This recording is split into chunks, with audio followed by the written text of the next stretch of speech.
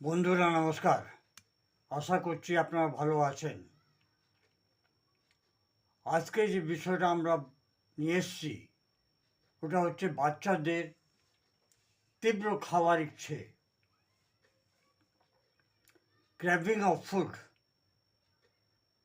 আর এর সঙ্গে আছে পাইকা। পাইকা যে জিনিসটা খাওয়া যায় না সেটাও বাচ্চারা খেতে চায় কিংবা খায় চোখে আড়ালে।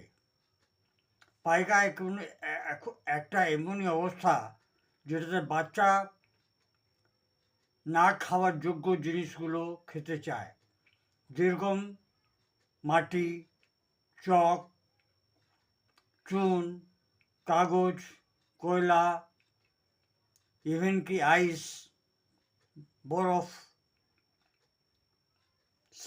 সাবান ইত্যাদি।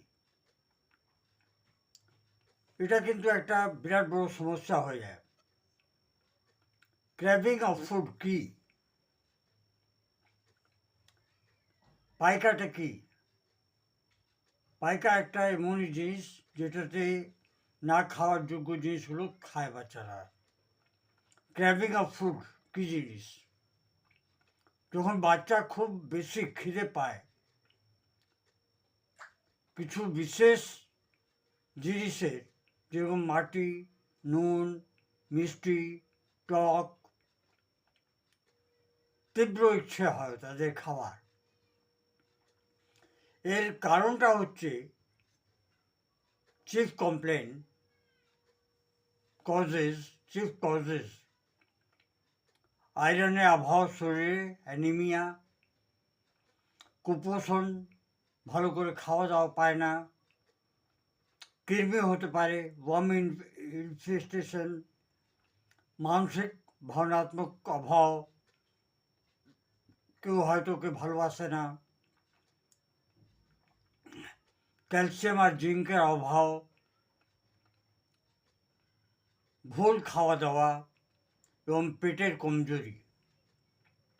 এটা হতে পারে কারণ। লক্ষণটা কী হয়? মাটি, চক, কাগজ খাওয়ার ইচ্ছে, বারে বারে খিদে লাগে, ওজন কম হতে থাকে, পেটে ব্যথা থাকে এবং পেটে কৃমি থাকে, চেহারাটা হলুদ হয়ে যায়, বাচ্চারা চিড়চিড়ে হয়ে যায়, একটু একটু কথাতে খুব চেঁচায়, পড়াশোনাতে মন লাগে না, করতেই চায় না।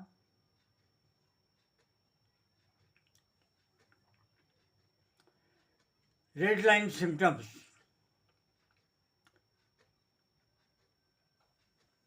রেড লাইন সিমটমস যদি আপনারা দেখেন, যদি বাচ্চা কন্টিনিউসলি মাটি কিংবা চক খাচ্ছে, খুনের অভাব কমজোর আছে, বারবার বাচ্চা বমি করছে, পায়খানা করছে, পেটে ব্যথা কিংবা পেটে ফুলে যাওয়া, ওজন খুব তাড়াতাড়ি পড়ে যাচ্ছে, বাচ্চার ডেভেলপ হচ্ছে না, নিঃশ্বাসটা ফুলছে, খুব বেশি কমজোর, পেটে অনেকগুলো সমস্যা, তাহলে আপনারা ইমিডিয়েট আপনাদের কাছাকাছি হোমিওপ্যাথিক চিকিৎসককে দেখাবার চেষ্টা করুন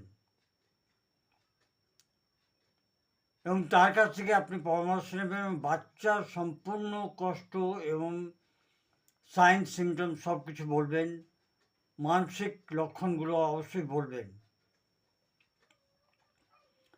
হোমিওপ্যাথিক ওষুধি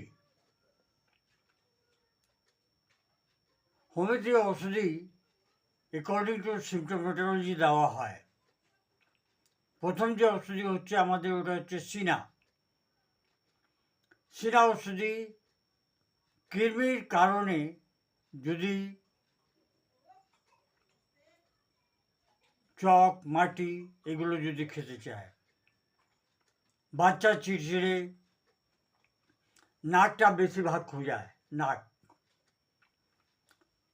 দাঁত কিটকিট করে, তাহলে সিনা ওষুধি 34 ইঞ্চিতে বাচ্চাকে 2 থেকে 3 বার দিতে পারেন।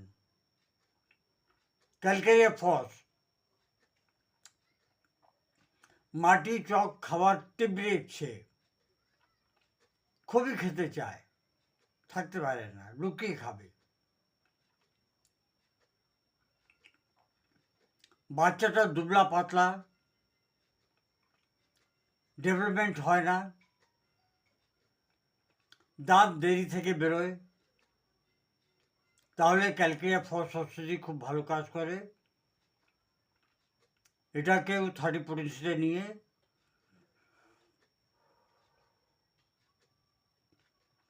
2 ফোঁটা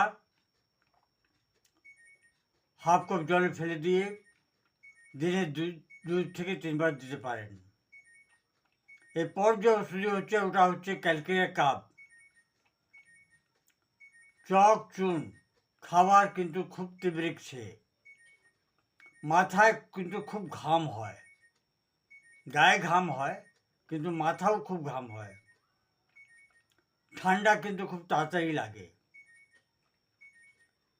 এরপর যে ওষুধি আসছে ওরা হচ্ছে ন্যাট্রামিউর। নুন খাওয়ার তীব্রিকছে, প্রতিটি জিনিসে নুন চাইবে, ভাত খেলেও নুন চাইবে, রুটি খেলেও নুন চাইবে। বাচ্চা অ্যানিমিয়াতে সাফার করছে, বাচ্চা একাই বসে থাকবে এবং উদাস বসে থাকবে, মন মেরে বসে থাকবে, তাহলে ন্যাট্রামিউর ওষুধই এটা হচ্ছে রেড লাইন সিমটম। এরপর যেটা আসছে সাইলিসিয়া, খুব উত্তম ওষুধ। চক বালি খাবার তীব্রিকছে, কমজোর পাচন শক্তি, তাহলে আপনি সাইলিসিয়া 34 ইঞ্চিতে 2 ফোঁটা হাফ কাপ জলে দিনে 2 থেকে 3 বার দিতে পারেন। ফেরাম মেটালিকাম, ফেরাম মেটালিকাম খুব বেশি অ্যানিমিক চাইল্ড, হেমোগ্লোবিন পার্সেন্ট প্রচণ্ড কম আছে, খিদে অনেক বেশি কিন্তু তাও বাচ্চা কমজোর।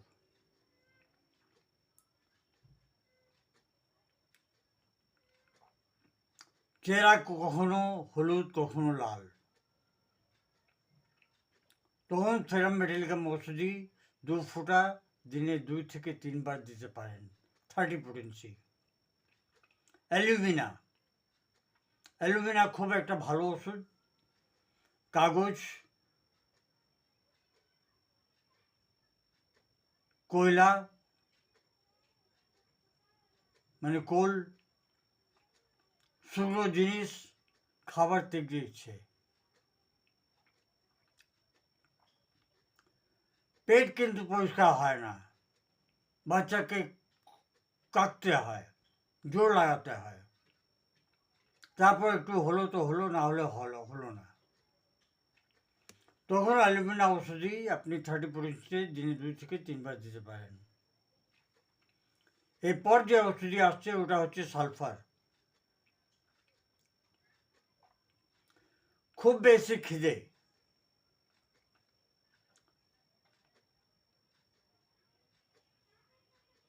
যেটা খুব নোংরা জিনিস তার দিকে আকর্ষণ বেশি হয়, রোগা চিড়চিড়ে বাচ্চা, একটু কথাতেই রেগে যায়,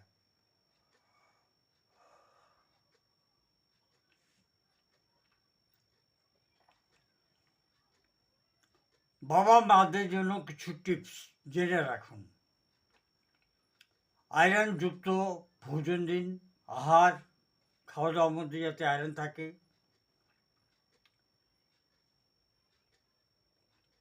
পায়খানা পরীক্ষা করান, দেখুন কৃমি আছে কিনা, বাচ্চাকে পরিষ্কার রাখুন, বাচ্চাকে কখনো একা ছাড়বেন না, সবচেয়ে বড় জিনিস।